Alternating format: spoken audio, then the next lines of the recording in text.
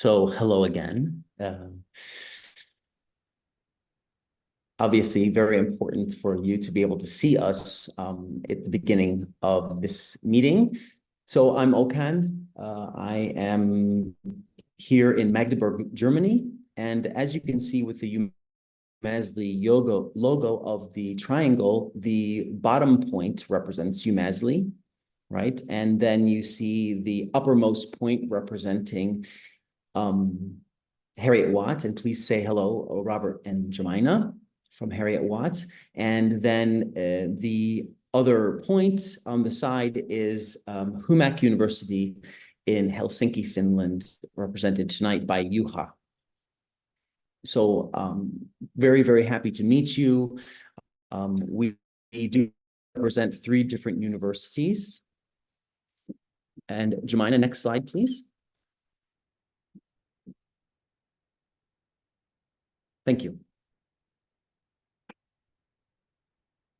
So as Jemina has already explained, we wanted to meet with you tonight to explain to you a little bit about what you can expect from EUMASLI and give some time for Q&A at the end, right? And then what will happen is, and we're very, very grateful and happy to have representatives from all of the EUMASLI cohorts here tonight to be able to explain their own experience, how they got through and successfully completed the EUMASLI Masters, problems they might have encountered, benefits that they have been experiencing since they graduated, and other aspects, including questions that you can ask them directly without our intervention or peering eyes. Next slide, please. So as you can see here, we have 3 different universities who are collaborating to create and continue the EUMASLI brand. EUMASLI is a 2.5-year part-time master's. So we have 4 semesters, which is plus a 5th semester, which is full-time, and that would be the time that you use to write your thesis. Okay, and at the end, you will receive a master's degree from the university that you are affiliated with. And I will now hand over to Jemina. Great, thank you, Okan. So I'm going to talk to you a little bit about a more detailed level, but before I do that, I want to give you some of the history of EUMASLI and how we became established. There were 3 entities in the UK, Finland, and Germany. So we got together, we talked about wanting to create one collaborative European-wide program, and we requested and received funding, which is how we were able to establish the EUMASLI program.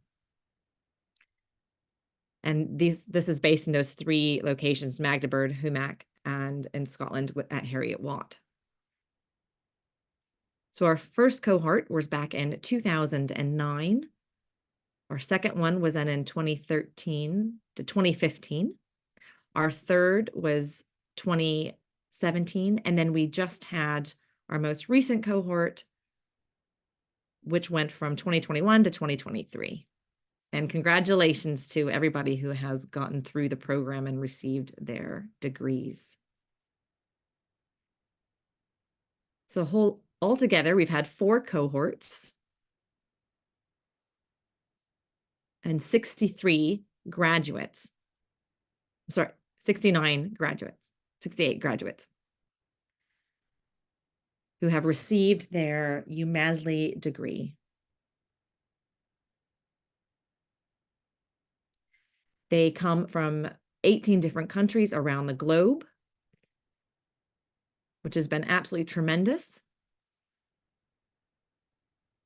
And our next program will be beginning in September of 2024. And that's what we're here to talk to you about today. Now, the aims of EUMASLI, I'd like to share with you next. The goal is to be able to do interpreting in international contexts and environments. Now, some people who are watching today may have already done some international sign interpretation. And this is not specifically an IS interpreting program, but we do want to encourage growth and leadership in that field. So you may be somebody who is working on your professional development as a sign language interpreter. You may be somebody who wants to continue on and get your PhD in sign language related research and interpreting related research. And people coming into this program have various experiences. So when we come together in this environment, there's so much wealth and richness in these various experiences that we can learn from by sharing and coming together. You're expected to be already to know how to interpret. This is not an interpreting training program. We're not going to teach you how to interpret. This is something we expect you to already know and already be doing by the time you get here. But we want to give you an opportunity to really consider the impact of interpreting in the world. I'll now hand it over to you, huh? So with EUMASLI 5, our target student group, so those of you who we would like to apply, fall into several categories. So we want professionals, deaf or hearing, sign language interpreters from across the world.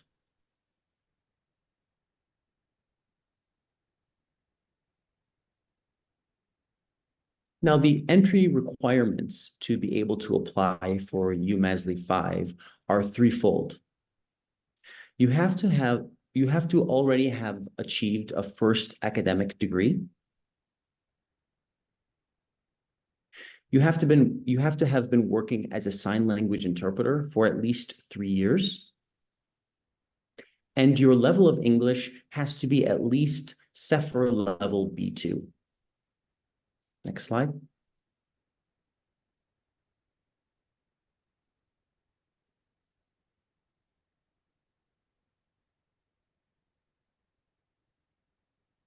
As Jemina already explained, EUMASLI is, sorry. Can you go back one slide? Oh, I'm going the wrong way. Right. We're now in the right place again. So the three schools have come together to do EUMASLI. It's a 2.5 year part-time degree. We follow the semester system. So, and that all in all, between the 5 semesters is 2.5 years between the 3 universities.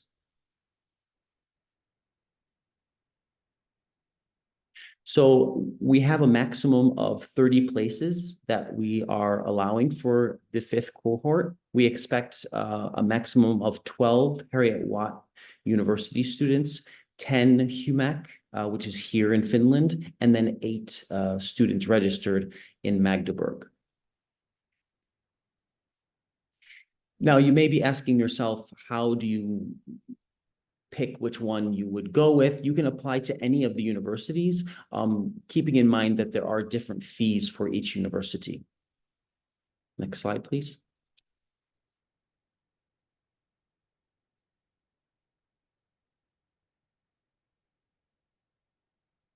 So as I just said, it's a 2.5 year master's degree program, which is part-time.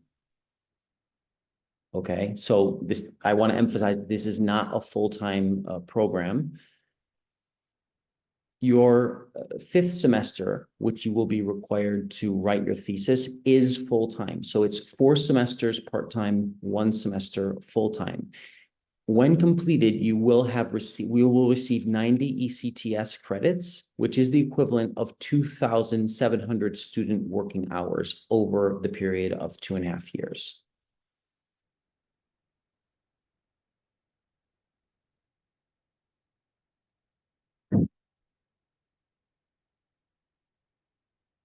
So after we select the students who will be a part of the fifth cohort, they will go through the program together as one cohort, taking the same modules and same block seminars. You'll all have the same responsibilities throughout the cohort in terms of your learning objectives and gaining these 90 ECTS.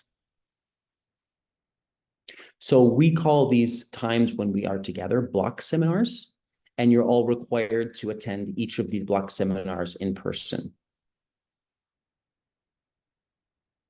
I think I'm handing it now over to Robert Adam.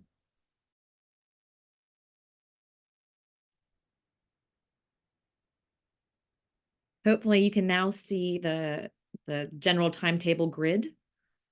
You can see the 5 semesters outlined. In the first semester, there is an online kickoff. There is an opportunity requirement for self-study, as well as a week study in Magdeburg. And then there is also a week study and self-study in Helsinki as well. Semester 2, you have self-study, a period of time in Magdeburg, and then some more self-study. In the next semester, you'll be here in Edinburgh, as well as some self-study time. The 4th semester, you'll spend your time in Helsinki, and in your 5th semester, you'll be focused on writing your thesis. At the very end, there is a colloquium. We just had one in Greece, where all of the master's students, all the EUMASLI students gave their presentations. It was wonderful.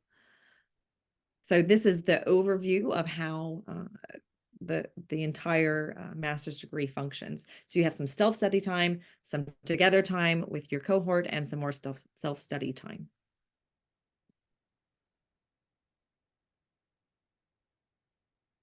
Next slide, please.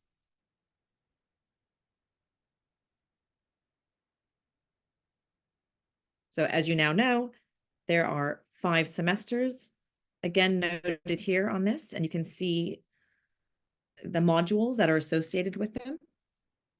So it's a complete, a more in-depth breakdown of each of these semesters and what you'll be learning.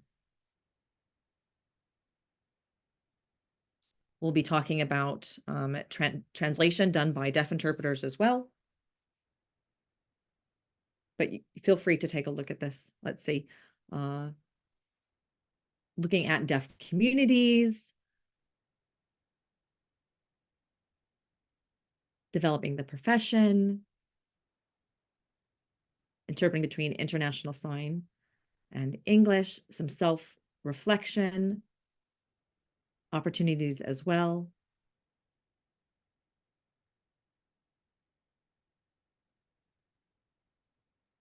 Opportunities to consider theory and interpreting, and then also research methods where that will really take you into your thesis that you'll be writing.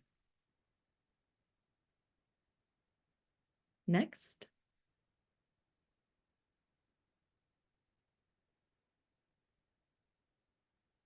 Jemina. Hello again. Well, Okan already explained to you who the 4 of us are. So we are the main administrators in this program.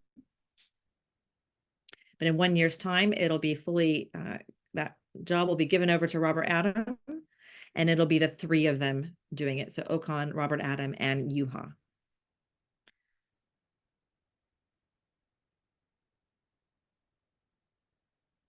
So when you're filling out your application, you do want to spend some time thinking about which university you really want to apply to. And these are your point of contact. These are your main people at those universities that you'd be working with.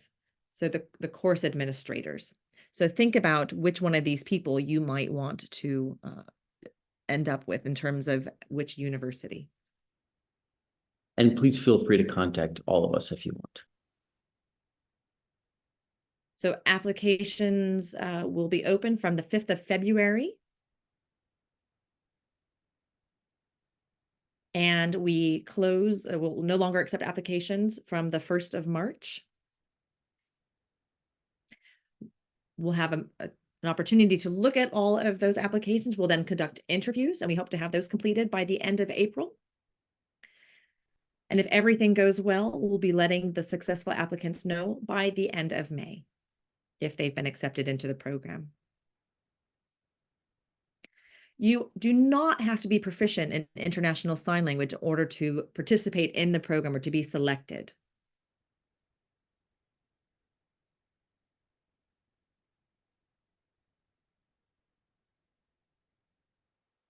At HUMAC, there will be an opportunity to take a workshop in international sign. And I would suggest that you definitely capitalize on that opportunity so you have some basic understanding of international sign before you start the program. It will be very beneficial to you to do that. What we've noticed is for those who start the program with some basic international sign skills, their learning curve is much shorter and they're able to pick it up much faster. And that's what we've noticed over the 4 cohorts that we've done this program. So it's not a requirement, it's not mandatory, but it is strongly suggested. We start teaching in September of next year. I do suggest for more information that you take a look at the website. It explains how to fill out the application form and other things that you'll want to know. It does give you access to the application forms for each of the universities. You will need to decide which university you want to apply to. And we will really leave that up to you. It has different fees associated with them. Each of their processes are a little bit varying, but at the end of the day, the experience that you'll have, regardless of which university you're associated with, will be exactly the same.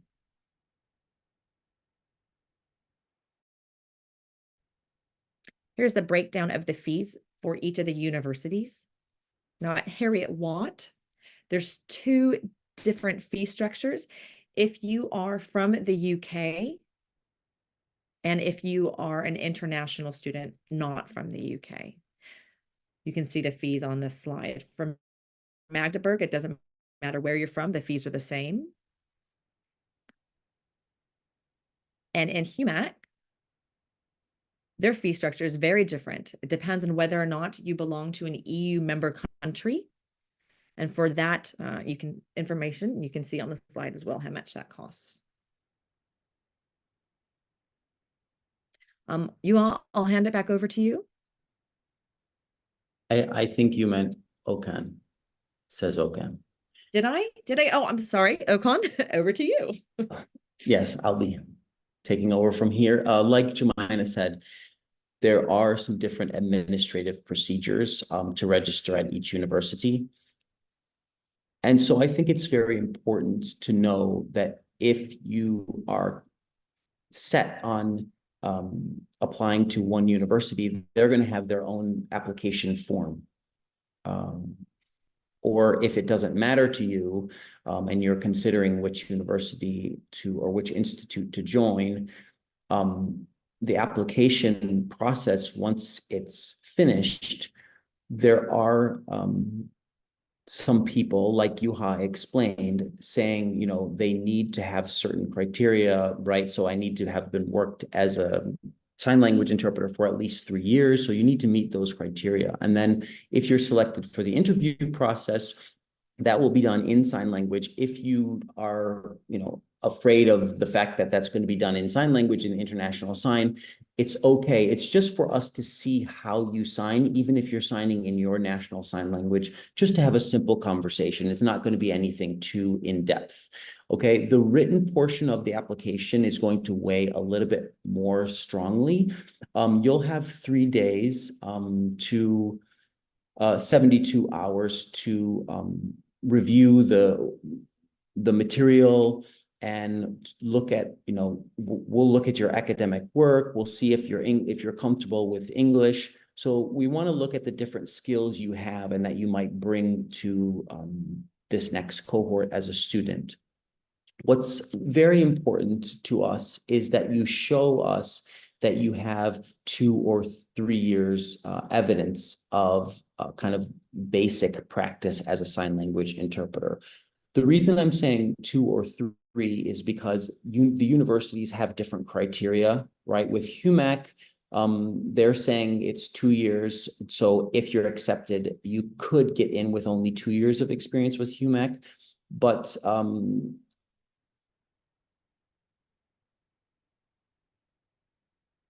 so and we'll let you know if that's acceptable or not throughout the application process.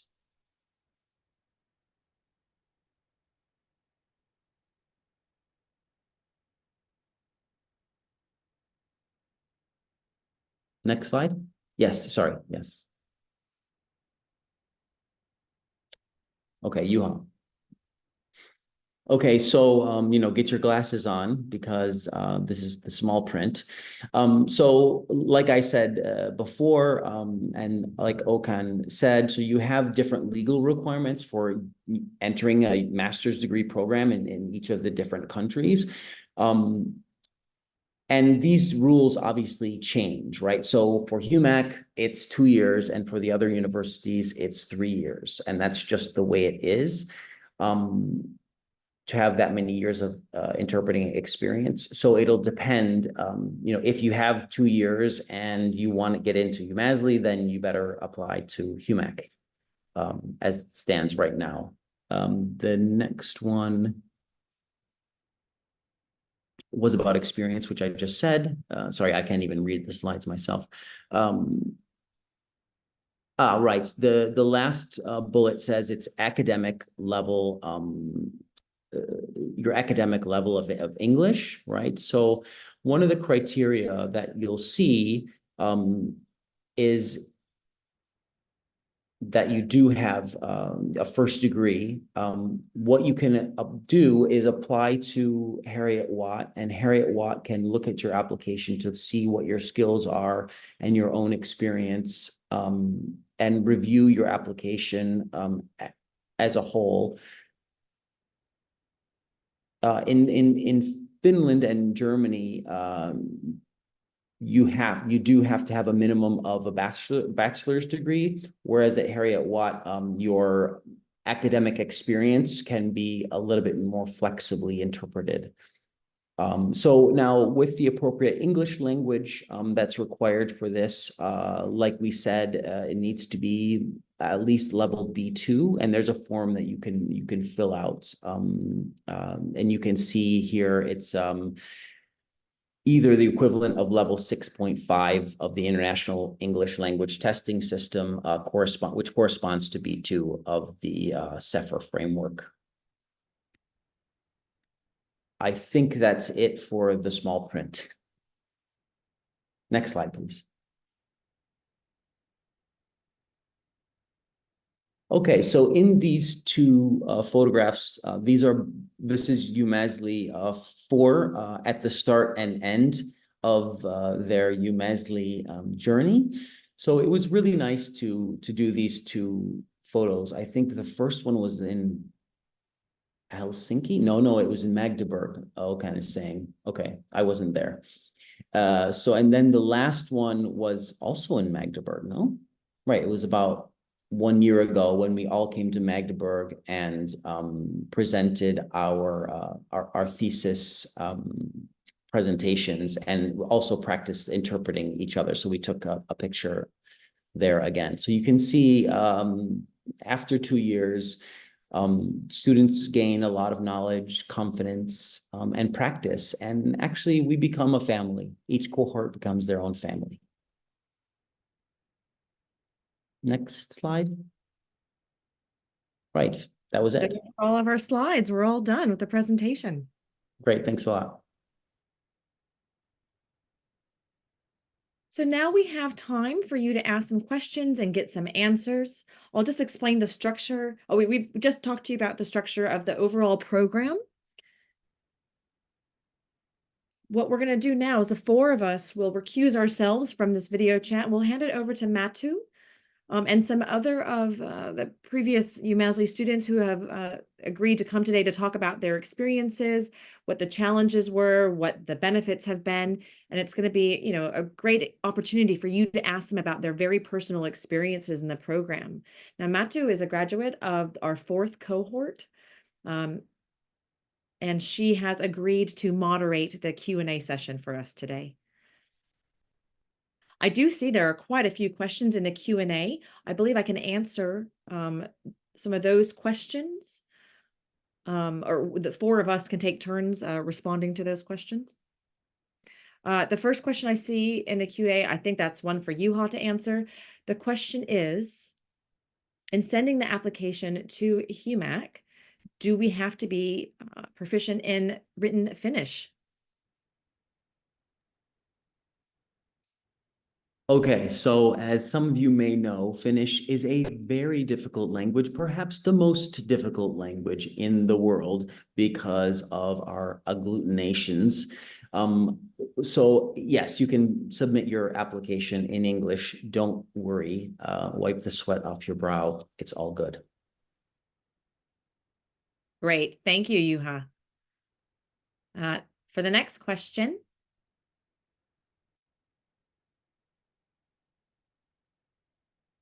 are there different research goals depending on which university? So for example, if one person wants to study a particular thing, should they seek out one of the particular universities that might have more of a knowledge base in our particular research interest? Who wants to answer that question? So the only difference is where you're registered. Other than that, the 30 EUMASLI5 cohort students are going to be experiencing exactly the same thing. Whether you're registered at Heriot-Watt, EUMAC, or Magdeburg, we all support each other, and it's an even journey going forward. So it's not like some people are going to be doing different things than others. All right, now the next person has 3 questions, 3 in 1. First question is, in order to demonstrate our English language proficiency, is there an exam? Is there a test like TOEFL or IELTS? Who wants to answer that question? Okan, would you like to take that one? Yeah, I can take this one.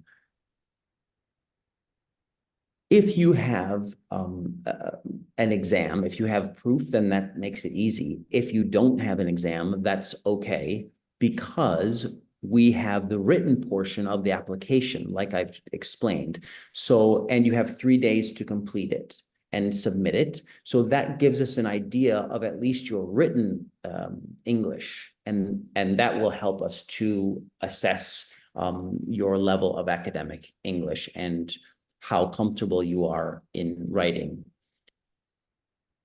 If you don't have, the TOEFL or IELTS, it's okay. Don't worry about it. Please continue to apply, and you don't have to do it as part of your application. Thank you, Okan. I also wanted to add, if you already have a degree, and within that degree, it was required that you write everything in English, that would be sufficient proof as well. That's another option. And as Okan said, you will have an opportunity to write for us. Their next question. I'm sorry, you have the 72 hours. Will we know beforehand? And yes, we will let you know beforehand. When you are asked to come in for an interview, if you get to that stage, we will then at that time let you know when the written exam will be. It's usually given on a Friday.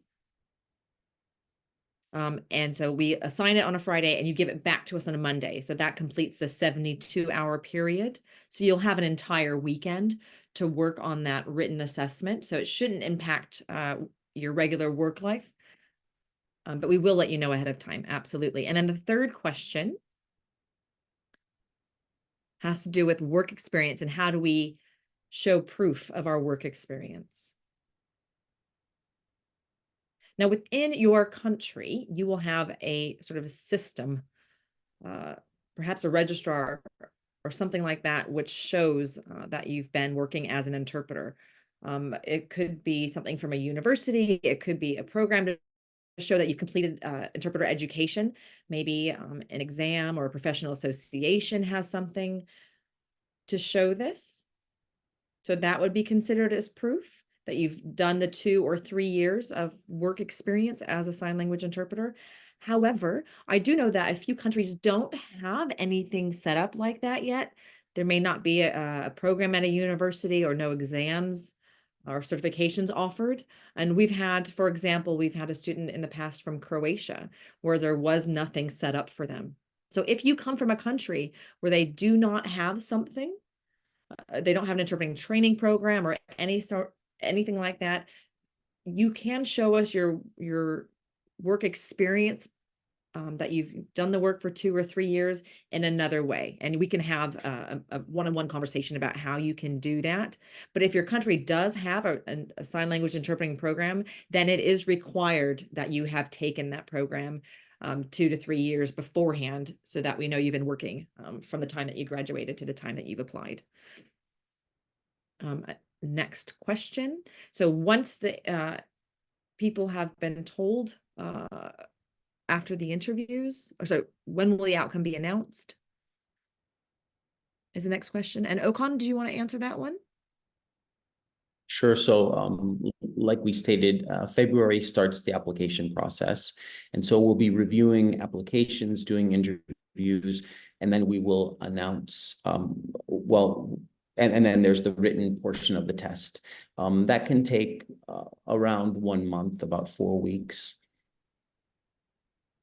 And we're planning, if all goes well, we don't have a deadline set for ourselves, but we're predicting that if we start the applications in February, we would plan to announce, a couple of months later, and you can see that breakdown on the website. Great, thank you, Okan. The next question has to do with whether it's a first class degree. And they're asking about, is that the equivalent of an undergraduate? So yes, it could be a bachelor's degree. You might already have a master's level degree, but we call it in general, a first class degree is considered a bachelor's degree. So it could be that or the equivalent to that. If you know you've been to university, but you're not sure that the degree that you have is considered a bachelor's level, contact any one of us that are here today, and we'll be happy to answer your question. Okan? Just to add, I think it's important to realize that each university is going to have their own policy.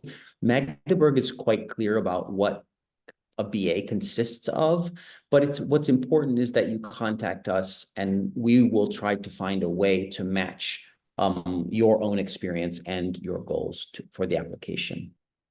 Yeah. Yeah. Oh, wow. I see a lot of questions, right? Okay. Moving on. One person has asked if they can apply to more than one university because of the limitations of students from each of the universities in the colloquium. Can they double or triple their chances by applying to all of them? And we're saying no. Apply to one. Apply to one of the universities. The 4 of us here, and Jemina, your screen has frozen. And you're unfrozen now. So you can continue. What's important here from a Magdeburg point of view is that you have to actually apply, because you can't apply after the deadline. We won't accept any late applications. So your submission, so technically you could apply twice.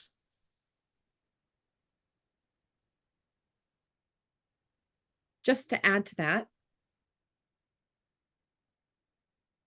we won't know until the applications come in if one university has received a lot more, whilst one of the other universities has received a lot less. And we have conversations sort of behind doors about it, so we know how many people are applying to each university. So if there's not a spot for you at one particular university, but there is a spot open at another one, we may suggest to you to move over to one of the other universities instead. So the important thing is just to keep the communication open. If you're interested in applying for more than one institution, just email us and just say, this is what I'm interested in. who should I apply first, or where should I apply first? And then if it doesn't work, then we will say, okay, plan B, apply to the other institution. Okay, next question. Do you need to present a B2 certificate for English proficiency? Okay. So the answer is no, you don't have to provide a certificate. If you have one, great, you can use it. If not, we will assess your level of English throughout the application process in other ways, such as the written portion of the assessment. Okay. Our next question, and let me just see what they're asking.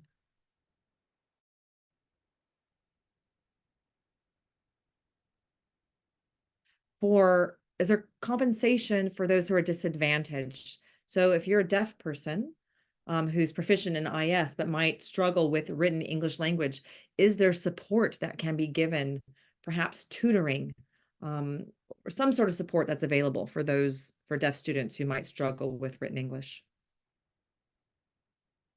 I think I can actually respond to that one. It's going to depend on which university you end up at. If you end up at Magdeburg or HUMAC,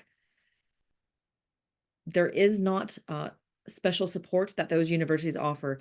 However, at Heriot-Watt, where Robert, Adam, and I are at, there is support for that. In the EUMASLI curriculum, it does talk about academic writing and support for that. So there is an allowance. But if you need more support on top of that, deaf students can receive this. If you are not deaf, we can't offer you this additional support. It's only for deaf students. And just to reiterate, this is only at Heriot-Watt that this is offered. Yuha, did you want to? Yeah. Did you want to? Yes, Sorry, I didn't mean to cut you off, Joanna. So the next question. So can a person from the UK apply to HUMAC, right? So the UK is not part of the the European Union, and so they can apply to HUMAC, but they're going to have to pay the international fee, and that's just according to our policy and legal stipulation from the university. Okay. So the question about supporting deaf students, in Magdeburg, we do have some support, but the support is in German. Okay, so if you're a German deaf student, you might be able to get some support, but the support is going to be in German. And so if you need support in English, that's going to be a little bit complicated for us, just to let you know.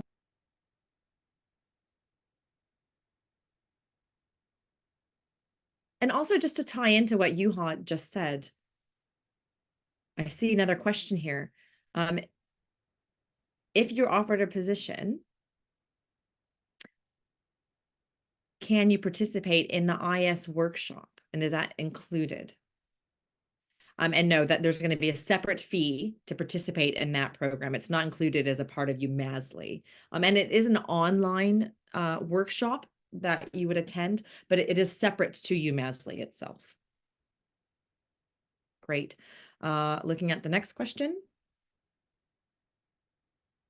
The question is about the 2 to 3 year minimum experience.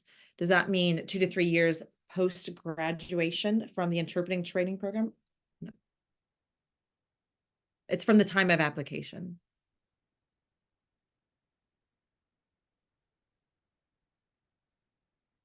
Next question. Will students have to contribute to interpreting costs for the program? Okan, do you want to respond to that?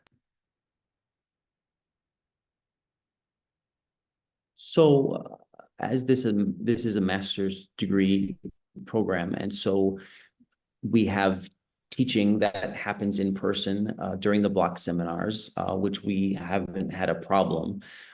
If you want to have your own tutoring or private lessons outside of those block seminars, then you would have to pay for interpreting yourself. But within the program, you don't have to pay for any of the interpreting.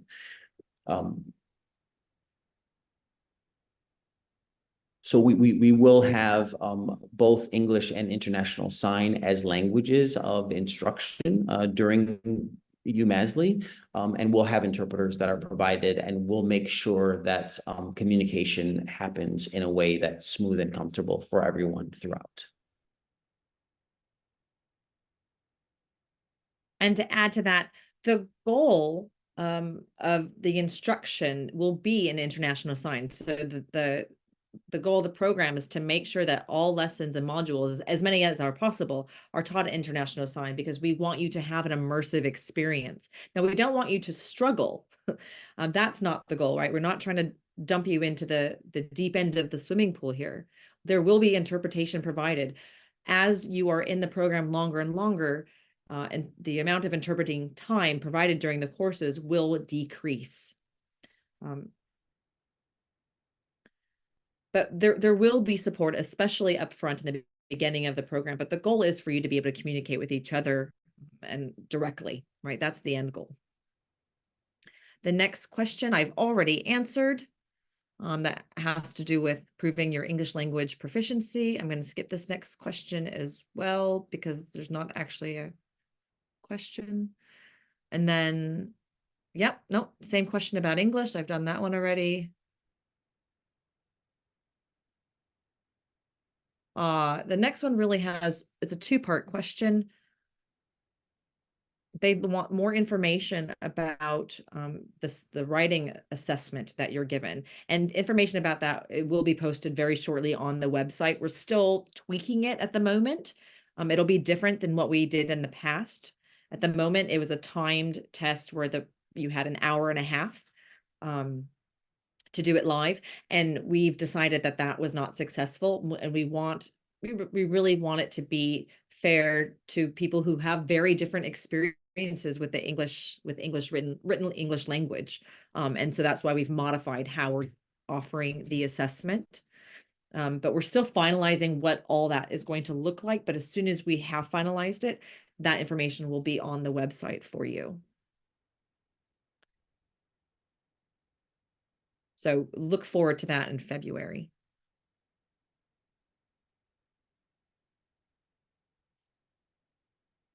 Right now, I answered this already.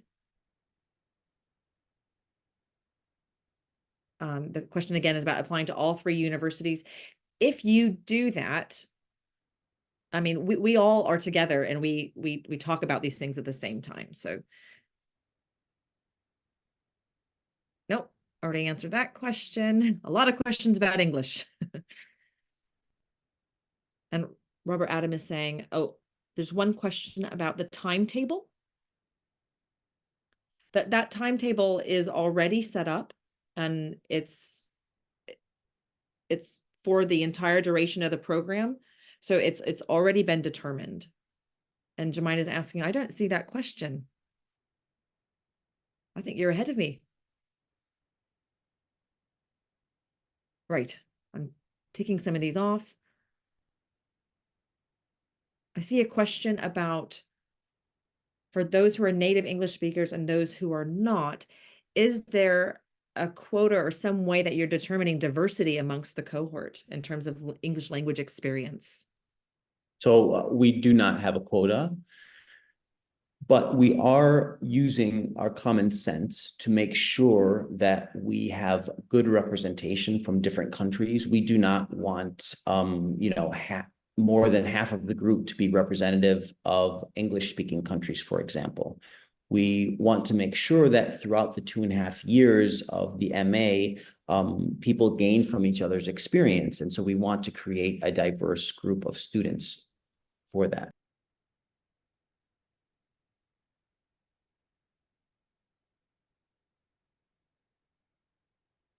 Okay, nope. Let's see, the next question about the timetable. Yeah, the answer is yes. I mean, if you look at the website, we do have a sort of a rough timetable already on there. So you can get a general sense from that. It may be modified a little bit. And then there's a question about the minimum amount of percentage of time. So if you can't come to class, like how much you allowed to miss in terms of participation? I mean, it's very, very vital that you're here during the block seminars because they're the most important and most intense part of UMassli. The best case scenario is that everyone comes. If there is an emergency, then we have to go perhaps to the exam board. And sometimes, you know, there are emergencies that come up, but then we have to go to the exam board, which is part of university policy. And this goes for any type of program, at least that Magdeburg offers or the other institutions.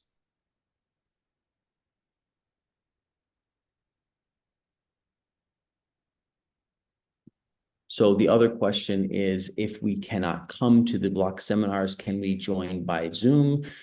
I mean, the answer is basically no, because the face-to-face experience is so vital to the UMassli experience, obviously, to our teaching. Perhaps in the future, if there is another pandemic, then we would have to change that. But our aim really is so that UMassli is a face-to-face teaching. The next question is asking about, how many applications have we received in the past? I would say a lot. So for the fourth cohort, for example, we received 72 applications, but we only ended up with 24 students. So yes, it is competitive. It is difficult to get into the program. There are a lot of people interested. Now, in the past, we've only had up to 24. This year, we're expanding the program, so we have 30 slots.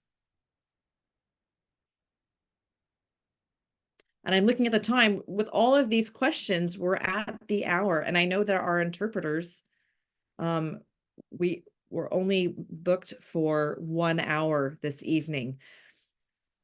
And I really wanted you to have opportunity to speak to the students from our past cohorts here. So I know a lot of these questions I've already covered. I'm wondering if maybe we can take these questions and create a facts page